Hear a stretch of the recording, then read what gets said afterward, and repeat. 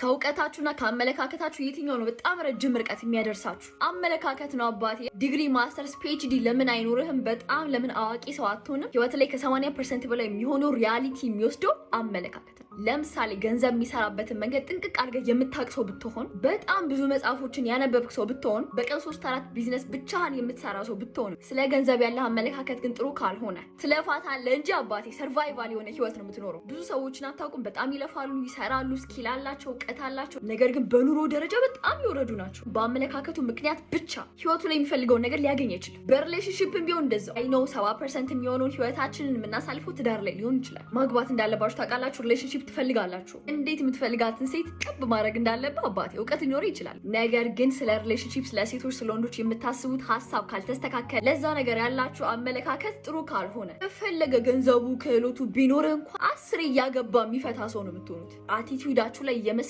ትልቅ ዘመቻ ያስፈልጋችኋል። ከእውቀት በላይ አቲቲዩድ ላይ መስራት አስፈላጊ ነገር ነው።